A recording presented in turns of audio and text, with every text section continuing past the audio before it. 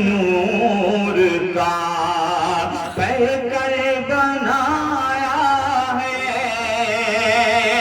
کرم لطف نوازش ہے، عنایت ہے شہدی کی،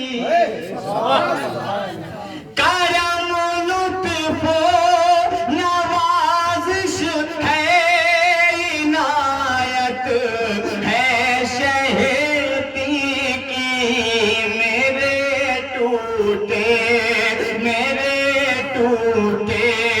ہوئے دل میں جو اپنا گھر بنایا ہے، میرے ٹوٹے ہوئے دل میں جو اپنا گھر بنایا ہے، زمانے سے جدا اللہ نے دل بر بنایا ہے۔ شعر دیکھیں، بہت قیمتی شعر ہے، عقیدت سے کہیں سبحان اللہ۔ کہ مدد کن یا رسول اللہ، حسنی یا رسول اللہ۔ پکار دیکھیں، وہ آسمان کے سینے کو چیر دیتی ہے، دکھے دلوں کی دعا بے اثر نہیں جاتی۔ ایک پیارے انداز میں کہا ہے، مدد کن یا رسول اللہ، حسنی یا رسول اللہ، دل منکر کی خاطر ہم نے یہ نشتر بنایا ہے، دل منکر کی خاطر ہم نے یہ نشتر بنایا ہے، میرے ٹوٹے ہوئے دل کو جو اپنا گھر بنایا ہے۔ اللہ کے نبی ہر دل کے اندر رہتے ہیں، اللہ کے نبی کی ذات الگ ہے، شان الگ ہے، میرے نبی کا اخلاق الگ ہے، میرے نبی کا کردار الگ ہے، کیونکہ شاعر نے کہا ہے میرے ٹوٹے ہوئے دل کو جو اپنا گھر بنایا ہے، گھر بنایا ہے۔ ہمیشہ یہ بات یاد رکھیے گا ہم اور آپ اچھی طریقے سے۔ ابھی آپ نے بڑا عمدہ بیان سنا، میرے بھائی میرے عزیز حضرت علامہ مولانا عبدالرؤف صاحب مداری مدرس اللہ العالی سے، لیکن ایک بات اور ذہن نشین آپ کرتے چلیے گا کہ اکثر اللہ اور اس کا محبوب ان دلوں میں رہتے ہیں جو دنیا سے ٹوٹے ہوئے ہوا کرتے ہیں، دنیا سے دور ہوا کرتے ہیں۔ آپ زندگی کا جائزہ لو، جہاں بغداد شریف ہے، غوث اعظم نے جہاں ڈیرہ جمایا وہاں پہلے بستی نہیں تھی، جہاں خواجہ خواجگاں رہنے کے لیے آئے وہاں کوئی بستی نہیں تھی، جہاں ہند کا سردار زندہ شاہ مدار رہنے آیا وہاں کوئی بستی نہیں تھی۔ اللہ کے جو بھی برگزیدہ اس کے چنے ہوئے بندے ہیں، منتخب کیے ہوئے ہیں، وہ زیادہ تر جنگلوں میں رہتے ہیں، زیادہ تر، اور جو دنیا سے ٹوٹ جاتے ہیں دل، انہی دلوں میں اللہ رب العزت کی وحدانیت کا ثبوت زیادہ ملا کرتا ہے، انہی دلوں میں خدا اور خدا کا محبوب رہا کرتے ہیں۔ کیوں؟ میں بیان کرتا چلوں کہ ایک اپنے وقت کا درویش تھا، ایک فقیر تھا، بازار کے کنارے بیٹھا ہوا تھا، ایک بادشاہ اپنی شان اور شوکت کے ساتھ میں اپنی رعایا کو لے کر اس گلی سے راستے سے گزر کر جا رہا تھا۔ اس درویش کو جب بازار کے کنارے روڈ پر بیٹھے دیکھا تو وہ درویش سے پوچھتا ہے، اے بابا یہاں بیٹھ کر کیا کر رہے ہو؟ تو وہ درویش مسکرا کر بادشاہ کی طرف دیکھ کر فرماتے ہیں کہ میں یہاں بیٹھ کر اللہ کی اور بندوں کی صلح کرا رہا ہوں۔ کیا کہتے ہیں وہ درویش؟ کہ میں یہاں بیٹھ کر اللہ کی اور بندوں کی صلح کرا رہا ہوں۔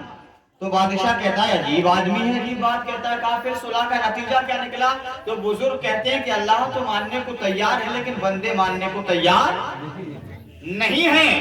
کچھ دن گزر جانے کے بعد یا کچھ سال یا مہینے یا مدتیں گزر جانے کے بعد پھر اسی درویش کو اسی بادشاہ کا جب گزر ہوتا ہے رعایا کے ساتھ تو اب کی اس بادشاہ نے اس درویش کو کسی بازار میں نہیں بلکہ قبرستان کے کنارے بیٹھ کر کچھ بڑبڑاتے دیکھا۔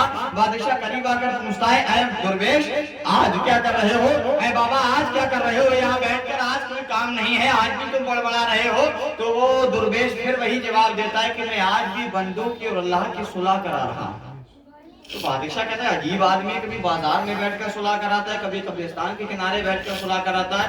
تو بادشاہ نے پوچھا کہ وجہ کیا ہے، نتیجہ کیا نکلا؟ تو کہا سن، پہلے تو نے پوچھا تھا تو میں نے کہا تھا کہ اللہ ماننے کو راضی ہے لیکن بندے ماننے کو راضی نہیں ہے۔ آج وہ عالم ہے کہ بندے ماننے کو راضی ہیں، اللہ ماننے کو راضی نہیں۔ بے شک سبحان اللہ۔ بادشاہ نے پوچھا بابا کچھ سمجھ میں نہیں آیا۔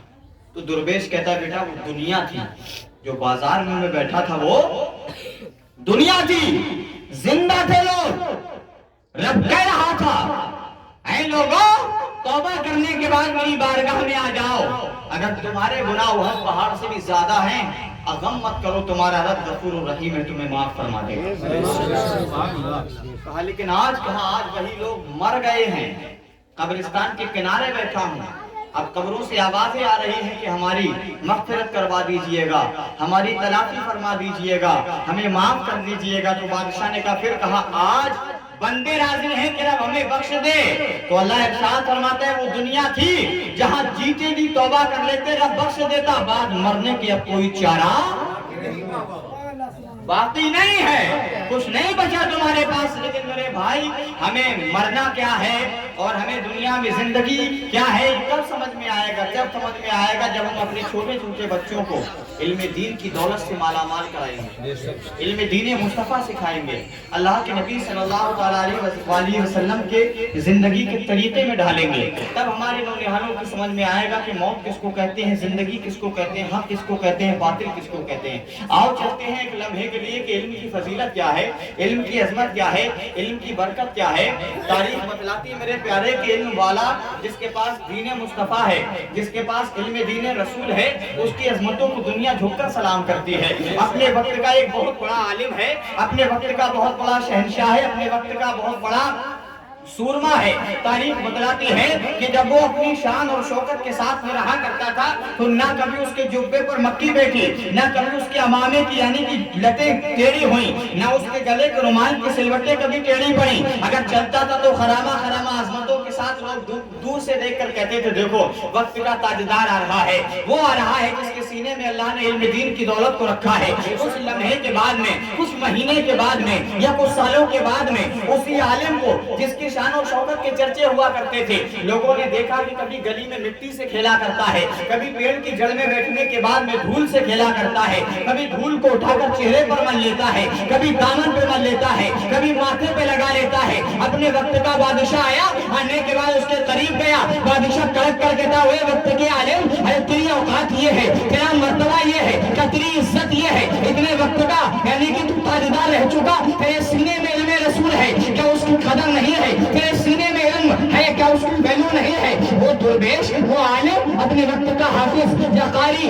یا شاعر یا مقرر نظروں کو اٹھا کر دیکھتا کہ کیا بات ہے، کہنا کیا چاہتے ہو؟ بادشاہ کہتا ہے سن، میں اپنے وقت کا سورما ہوں، اپنے وقت کا تاجدار ہوں، میرے پیچھے سینکڑوں آدمی چلا کرتے ہیں، اگر دن کو رات کہہ دوں تو رات میں تبدیل ہے، اگر رات کو دن کہہ دوں تو میری رعایت دن کہنا شروع کر دے گی۔ ارے تو تو علم والا ہے، میں دیکھ بغیر علم کا ہوں، میری اتنی عظمت ہے کہ لوگ جھک کر سلام کرتے ہیں۔ ارے تو تو زمین میں بیٹھا ہے، تو وہ عالم دین اپنے وقت کا نگاہیں اٹھا کر اوپر دیکھتا ہے اور کہتا ہے بادشاہ کتنا ہی بڑا صحیح تو، لیکن اپنے وقت کے جو علم سینے میں اپنے وقت کا آدمی رکھتا ہے اس سے بڑا نہیں ہو سکتا۔ بادشاہ نے کہا کیسے؟ کہا سن، یہ علم مصطفیٰ کی برکت ہے جس نے تجھے اپنی سواری سے اتر کر میرے پاس آنے پر مجبور کر دیا۔ زندہ باد۔ رسول کی برکت ہے جس نے تجھے سواری سے اتر کر میرے قریب آنے پر مجبور کر دیا۔ اے بادشاہ یہ نہ سوچنا کہ تو تاجدار ہے، ہر وقت میں تاجدار وہی ہے جس کے سینے میں علم دین مصطفیٰ کی دولت ہے۔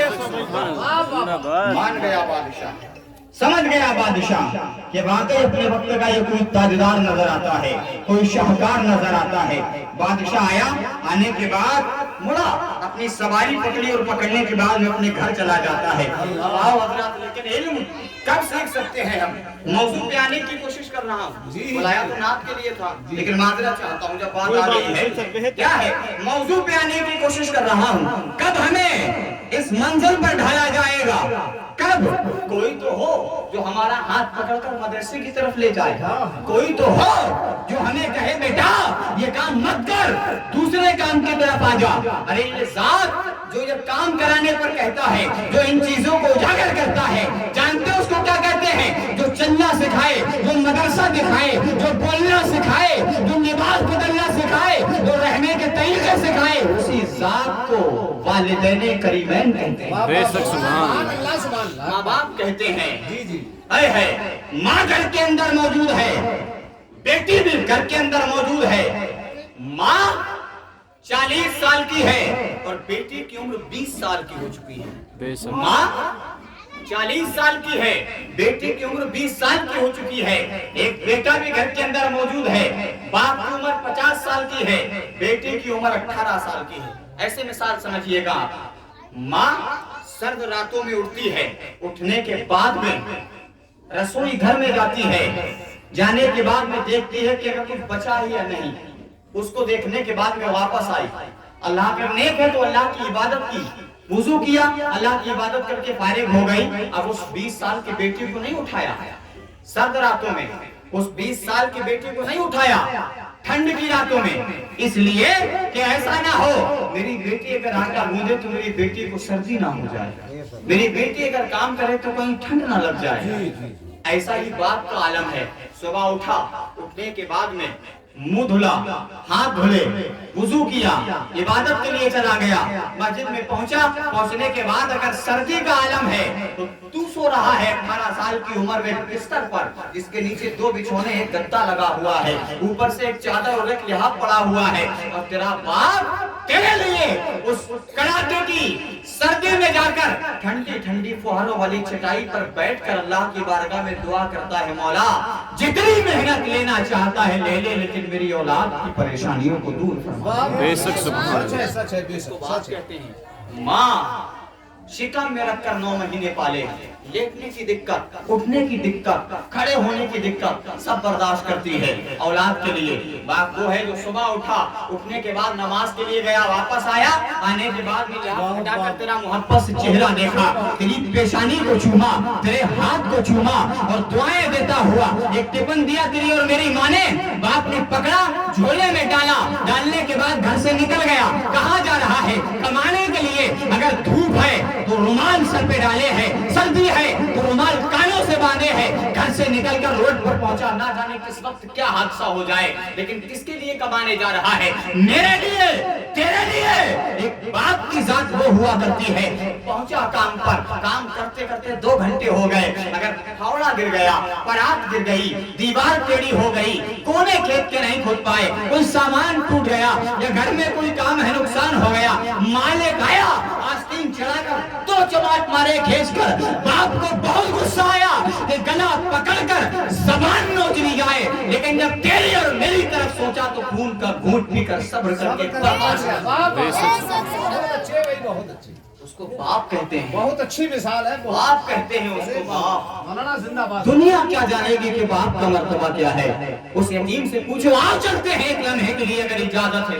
बेशक जी जी अल्लाह बिल्कुल। के नबी की बारगाह में एक शख्स आता है, आने के बाद में कहता है या रसूल अल्लाह 3 दिन हो गए मेरा 8 साल का बेटा लापता हो गया। बेशक 3 दिन हो गए सरकार, मेरा 8 साल का बेटा लापता हो गया है। अल्लाह के नबी ने कहा कहना क्या चाहता है? अर्ज करता है सरकार मिल जाए तो बेहतर होगा। बाप किसको कहते हैं? सुन मेरे प्यारे, और जिसका बाप नहीं है उस औलाद की जिंदगी कैसी है, दोनों मफहूम इसमें छोटे से हदीस में मिलते हैं आपको। अर्ज करता है या रसूल अल्लाह 3 दिन से मेरा बेटा लापता है, ऐसी चप्पल पहना है, ऐसा लिबास पहना है, ऐसी आंखें हैं, ऐसी चाल है, या रसूल अल्लाह ऐसा कदो कामत है। अल्लाह के नबी ने सहाबा किराम के मजमे में बैठकर ऐलान फरमाया इस लिबास का, इस कदो कामत का, इस रंग का, ऐसी आंखों का, इस हाथ का, अगर कोई बच्चा किसी को नजर आए तो इसका है, इसको लाकर दे देना। एक साहबी खड़े होते या रसूलुल्लाह सल्लल्लाहु तआला अलैहि वसल्लम, मैंने कल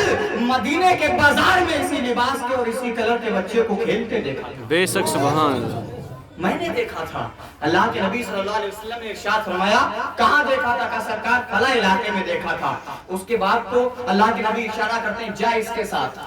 बाप का क्या मर्तबा है बाप का, और बगैर बाप की औलाद की क्या जिंदगी है, दोनों समाज करते चले। अल्लाह के नबी ने इरशाद फरमाया, ओए आने वाले आ, ये शख्स कह रहा है इसके साथ जा, जिधर ये बतला रहा है, गली हो, बाग हो, बाजार हो, दुकान हो, खलियान हो, खेत हो, मैदान हो, कोई भी हो, जहाँ इधर तेरे साथ जाए जा, ले जा। और अगर तेरा बेटा मिल जाए तो बता देना का या रसूलुल्लाह ठीक है, जैसा आपका हुक्म सल्लल्लाहु अलैहि वसल्लम, वैसा आपका खादिम करने को तैयार है। वो जिसने कहा था बच्चा मैंने देखा है, वो भी चलने के लिए आमादा है, और जिसका बच्चा था वो भी चलने के लिए आमादा है। खरामा खरामा मोहब्बत से दोनों जा रहे हैं। जैसे ही दरवाजे के करीब पहुंचता है वो बाप जिसका बेटा था, जो अपने बेटे को लेने आया था, अल्लाह के नबी को याद आ गया, कुछ सरकार को ख्याल आ गया। सरकार ने आवाज की, ओए बेटे के बाप जरा मोहम्मद के करीब आ जा। दोबारा बुलाया, बुलाने के बाद अल्लाह के नबी ने मोहब्बत से बिठाला। बिठाने के बाद कहते, सुन तू जिसके साथ जा रहा है, अगर वो तेरा बच्चा बच्चों में खेल रहा हो तो अपने बेटे को हाथ पकड़ना, हाथ पकड़ने के बाद घर ले जाना, घर ले जाने के बाद जो करना है करना। अल्लाह के नबी ने इरशाद फरमाया, ना वहाँ सीने से लगाना, ना वहाँ पेशाने को छूना, ना वहाँ गोद में उठाना, ना उसके लिबास से मिट्टी को साफ करना। अर्ज करता है साहबी, या रसूलल्लाह मेरा बेटा है, मेरी औलाद है, पेशानी छूने पर पाबंदी, हाथ छूने पर पाबंदी, लिबास दुरुस्त करने पर पाबंदी, सीने से लगाने पर पाबंदी। या रसूलल्लाह इसमें राज क्या है? अल्लाह के नबी का अगर तेरा बेटा खेलता मिल जाए खामोशी से घर ले जाना, बस इतना ही समझ। फिर अर्ज करता है सरकार बयान फरमाए, नबी का हो सकता है जब तो अपने बच्चे को सीने से लगाए तो खेलने वाले बच्चों में कोई बच्चा यतीम खेल रहा हो, अरे तू सीने से लगाए उसको अपने बाप की याद आ जाए। जितना प्यार करना है घर कर लेना, ताकि किसी बगैर बाप के बेटे का दिल ना दुख। जिंदाबाद जिंदाबाद। ये मेरे नबी का दर्स है। हाँ मेरे प्यारे बाप, मेरे नबी की तर्ज अमल है ये जिंदगी का, जो मेरे नबी ने हमें सिखाया है। तो आज के इस प्रोग्राम में, आज की इस महफिल में बस वही मौजू आ गया जिसके लिए मुझे मुंतखब किया गया था, चुना गया था, मैं दे रहा हूँ और समाज करते चले बड़ी मोहब्बत के साथ में। बड़ी पुरानी और बहुत मशहूर नात है, दिल से सुनोगे इंशाअल्लाह। जिनके वालिद मोहतरम या जिनकी माँ हयात हैं वो खुश नसीब है। वो अल्हम्दुलिल्लाह, बेटा कितना ही जवान हो जाए, कितना ही बड़ा हो जाए, बाल बच्चे वाला क्यों ना हो जाए, अगर परदेश में किसी मुसीबत में आता है तो किसी दूसरे के पास फोन नहीं करता, सबसे पहले अपने बाप के पास फोन करता है। तो बाप कहता है बेटा अफसोस क्यों करता है, जो हो गया हो जाने दे, सबको छोड़ घर आ जा, तेरा बाप तुझे आज सीने से लगा लेगा। हक बात है, कहते हैं, बाप कहते हैं, लेकिन हाय रे किस्मत, कहने की कोशिश की है